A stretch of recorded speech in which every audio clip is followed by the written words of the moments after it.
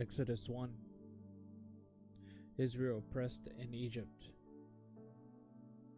These are the names of the sons of Israel who came to Egypt with Jacob.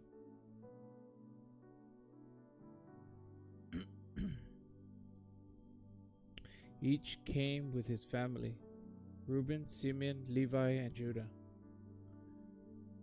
Issachar, Zebulun, and Benjamin; Dan and Naphtali; Gad and Asher.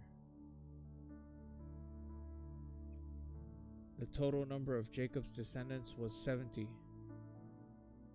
Joseph was already in Egypt. Joseph and his brothers and all the generations eventually died. But the Israelites were fruitful, increased rapidly, multiplied, and became extremely numerous, so that the land was filled with them.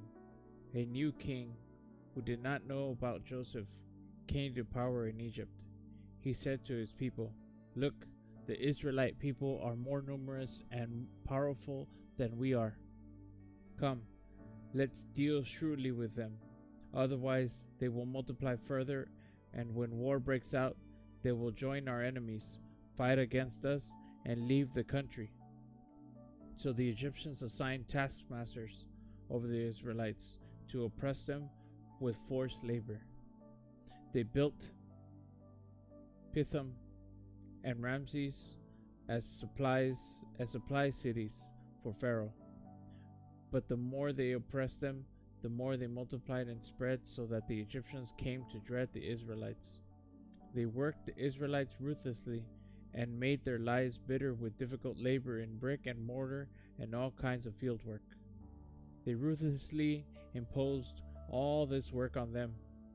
The king of Egypt said to the Hebrew midwives, the first, whose name was Shiphrah, and the second, whose name was Puah, "When you help the Hebrew women give birth, observe them as they deliver. If the child is a son, kill him, but if it is a daughter, she may live." The midwives, however, feared God and did not do as the king of Egypt had told them. They let the boys live. So the king of Egypt summoned the midwives and asked them, "Why have you done this and let the boys live?" The midwives said to Pharaoh, "The Hebrew women are not like the Egyptian women, for they are vigorous and give birth before the midwife can get to them." So God was good to the midwives, and the people multiplied and became very numerous. Since the midwives feared God, he gave them families. Pharaoh then commanded all his people, "You must throw every son born to the Hebrews into the Nile, but let every daughter live." Exodus 2. Moses' birth and adoption. Now a man from the family of Levi married a Levite woman. The woman became pregnant and gave birth to a son. When she saw that he was beautiful, she hid him for 3 months.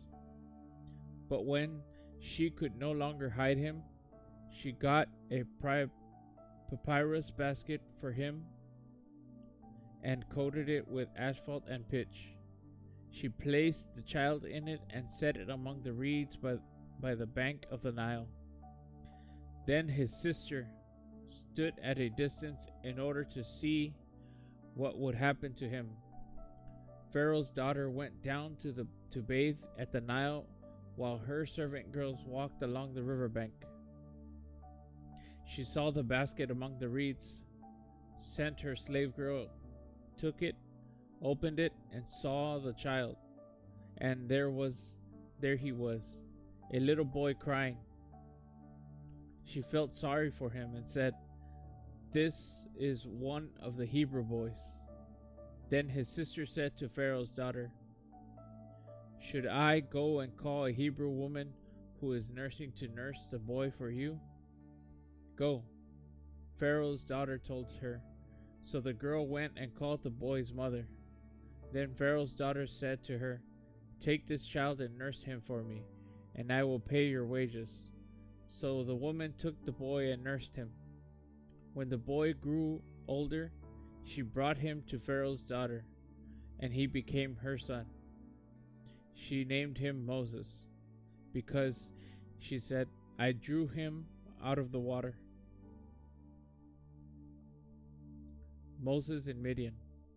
Years later, after Moses had grown up, he went out of his own people and observed their forced labor.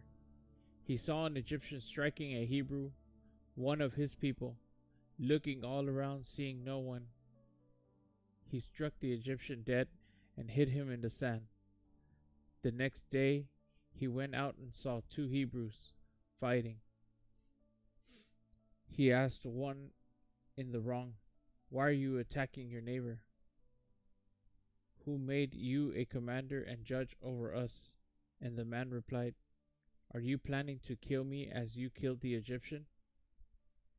Then Moses became afraid and thought, What I did is certainly known.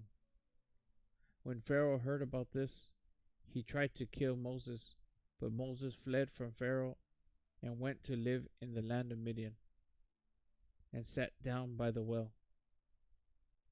Now the priest of Midian had 7 daughters. They came to draw water and fill the trough of water their father's flock. Then some shepherds arrived and drove them away, but Moses came to their rescue and watered their flock. When they returned to their father Reuel, he asked, Why have you come back so quickly today? They answered, An Egyptian rescued us from the shepherds.